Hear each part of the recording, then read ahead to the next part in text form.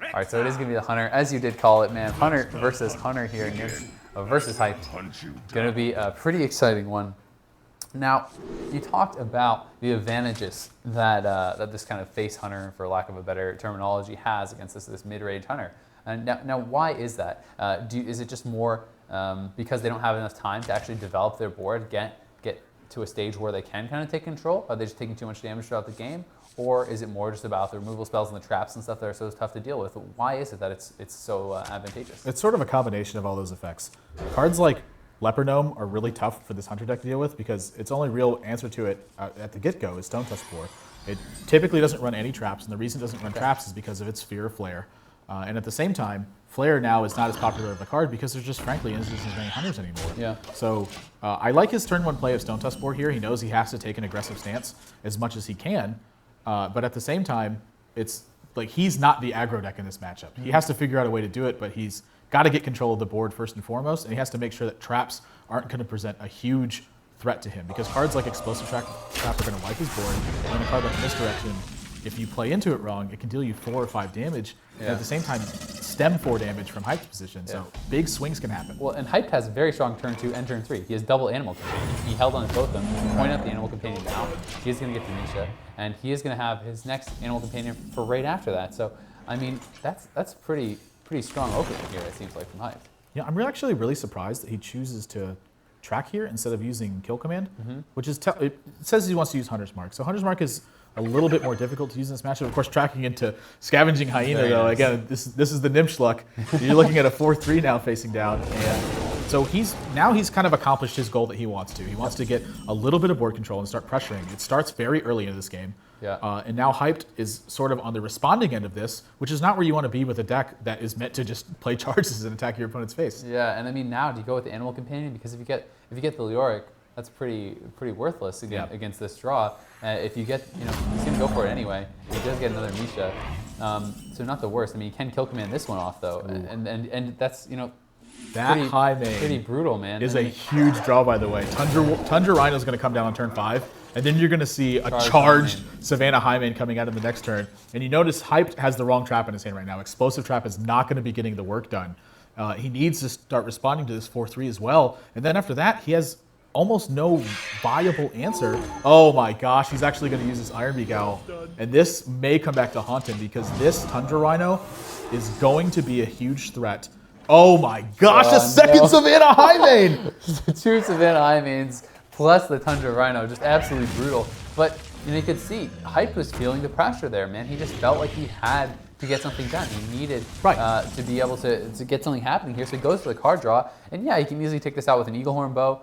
Very likely what he is going to do here. But I mean, that does reduce the strength of the Savannah Highmane coming out next turn. But still, I mean, it's definitely a rough situation because even if you clear that Savannah Highmane with the Hunter's Mark, Explosive Trap, that kind of thing, you still have to deal with the Hyenas coming out after that. Notice also, we're at turn 5, and Hype hasn't dealt a single point of damage. He's going to get in his first 2 damage this turn. On the defensive. But he has to clear this Tundra Rhino. It's not an option. This is one of the biggest threats to your deck because Explosive Trap doesn't do a lot of work in this matchup once you start getting to this turn. So he's at 23, his opponent's at 28, and this Savannah Highmane basically goes uncontested. Yeah, I mean, he has the way it currently looks. You can look at his 2 next turns. I mean, he has Savannah Highmane, and then he can even play the Savannah Highmane Timberwolf and buff him up. If this somehow gets cleared, then you have buffed Hyenas coming out with the Timberwolf. So, I mean, this is rough. He's looking at the tracking. There are a number of ways he can clear this. It's not like he can't deal with it, but you don't want to use the Explosive Trap obviously until you've procced the Death Rattle because you want to be able to try to clear those Hyenas with the Explosive Trap. But it's like, if you attack with the bow, you're taking so much damage. You can use a charge into it, but he doesn't really want to do that either, so he's looking at his other options. God, this tracking is not very good either. No. He has to figure out a way to race him here, and that's knowing what we know. It's kind of a losing proposition, but he's got to try to figure out a way to do it. So I think what he's digging for here is misdirection more than anything else. He's already used his Iron Beak Owl, so he doesn't have access to that unless Savannah Highmane. So again, he's just got to figure out a way to race him. So. And I mean, he is only playing with the 1 misdirect, so chances of getting that aren't extremely high. Definitely was fishing for that, like you said. I mean, he can obviously do a Hunter's Mark plus a charge, then throw down the Explosive Trap. He could do something like that in order to deal with it. But that's kind of, like you said, you're clearing. You're putting yourself on the back foot against something that you need to be setting the pace against. Right. You know, it's rough, and he's actually just going to decide to throw down wow. Okay, This is indicative of the fact that he understands he has to figure out a way to race. Yep. His concern right now is only getting the most mana efficiency possible Yep. for the damage he has here, and then just kind of hoping that he gets the right draws. I'm pretty surprised that he chooses to attack with the Savannah Highmane. He might be thinking he's a misdirect. Right. That's what his fear is. Because if he loses this coin flip on the misdirect, it's going to give Hyped a big chance to get back into this game. Look at this board. When he's going to play this Timberwolf here, I imagine, because he wants to use this Timberwolf to trigger whatever this trap's going to be. So it's just a 1/1 that comes out. So he is fearing Unleash on the back end of it. But again, Hyped has already lost a Starving Buzzard, I believe. So it's just not as fearful of a point for him. And now these 2 Arcane Golems, again, he can push through a lot of damage, but he's taking so much on the backswing that he's got to figure out a way to kill his opponent in 2 turns before Gnimsh can kill him in 2 turns. And frankly, I don't see it happening with his hand. Yeah, I mean, obviously the Timberwolf is going to die to the Explosive Trap, but still, then you're left with 12 damage there just from the 2 Savannah Highmanes. You have another Timberwolf in hand, and he's just going to go face. I mean, what else can you do here? There's not really any options. So he is just going to go face here. And the other thing is, you do give your opponent 2 more mana crystals. Probably not going to be that big of a deal. Well, it's not going to be a big deal at all right now. But I mean, he's just going to continue to race very likely. He is getting a little bit into kind of the scary zone where he's down to 16 HP. And Leroy and everything like that starts to be becoming a bit scary, especially with this many cards on the board. You must be getting a little bit nervous about the Unleash.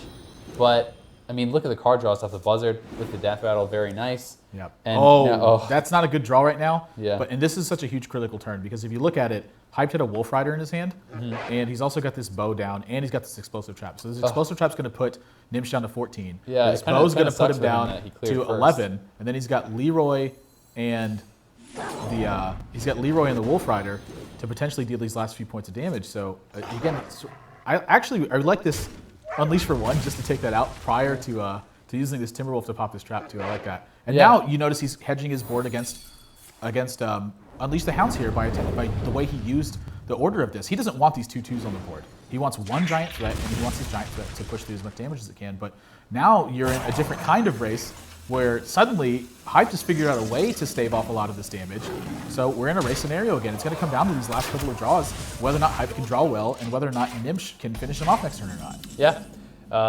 Not really a draw that Hype was hoping for there. With that's a pretty brutal one at the moment. Yeah, I mean, not really going to do anything for him.